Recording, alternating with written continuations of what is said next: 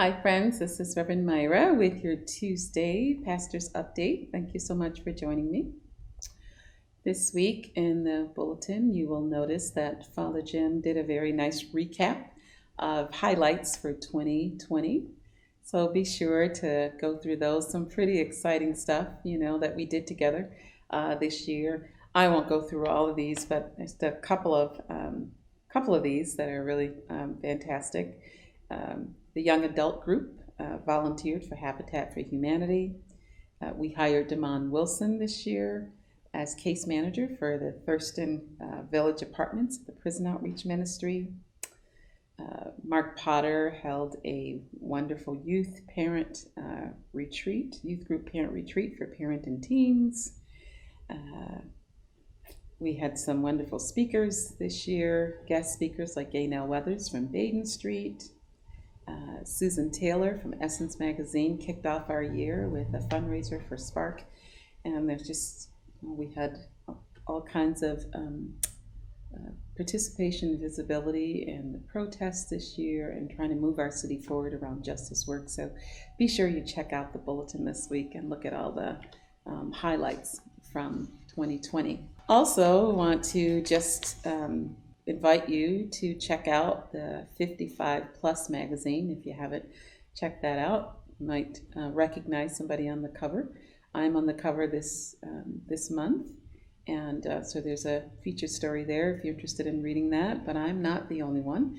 We also have in that same magazine our very own Paul Boutte, our gospel choir director, and so he's also featured in an article in 55 Plus for his musical talents. So make sure you pick one of those up at Wegmans.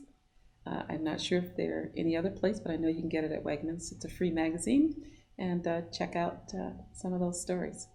We also want to just warn you that Father Jim and I have had our emails hacked, and so scammers are sending emails to some of you, perhaps asking you to purchase a Amazon or a Visa gift card for us. If you get any of those kinds of scammed emails, we want you to know that they are not from us. We would never send you an email like that. I'm never too busy visiting somebody, to go and pick up a gift card if I needed to get one.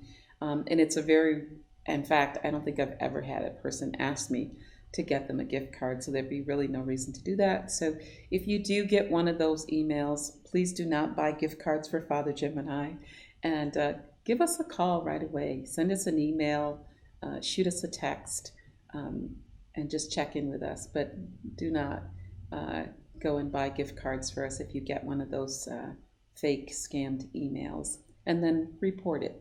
It's one of the ways that we can try to stop people from doing that. Thank you so much. This Thursday at 7 o'clock, we invite you to join us as we celebrate Maureen Marlowe, who retired at the end of the year.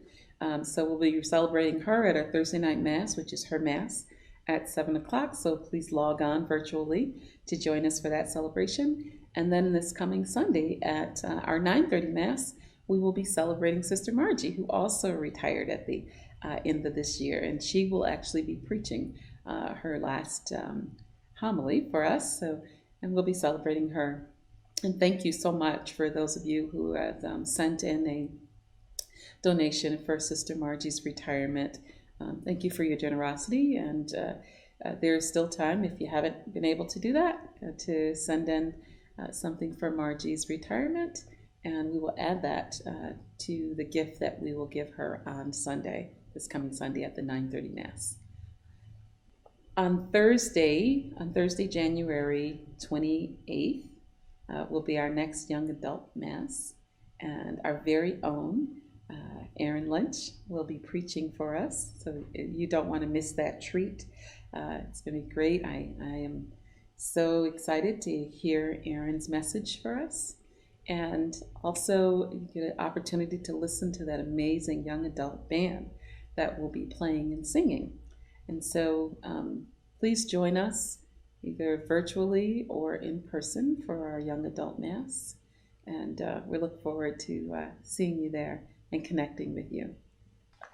Last week I had the the privilege of being on a Zoom call with Senator Chuck Schumer. And one of the things that I learned on that call is that Chuck Schumer is going to be working with President-elect Biden to put forth legislation to do student loan debt relief for about $50,000 of student loan debt that is really holding people down. It's particularly impacting people of color, but it's also impacting students from being able to move their life forward when they are saddled with so much debt. One of the things that Senator Schumer told me that would be helpful: call the White House, write a letter when Joe Biden gets in office and let him know that you support putting forth some kind of bill for student debt relief. I'll be working on perhaps a postcard. We work with Davis and see if there's something that we can put together online and send you for signatures. Since we're not gathering in person, we have to figure that out. Ordinarily, we would just ask you to sign a postcard and send it. But we're working on something. But in the meantime, if you could be thinking about what are other ways that you could communicate to President-elect Biden that we would love to see him put forth something in terms of student debt relief, that would be terrific. Well, friends, I hope that you had a wonderful New Year's and you made it. We're in 2021. I'm so excited for what God is doing in the world. There are a lot of challenges, but there are also a lot of opportunities. And together, we really can transform the world.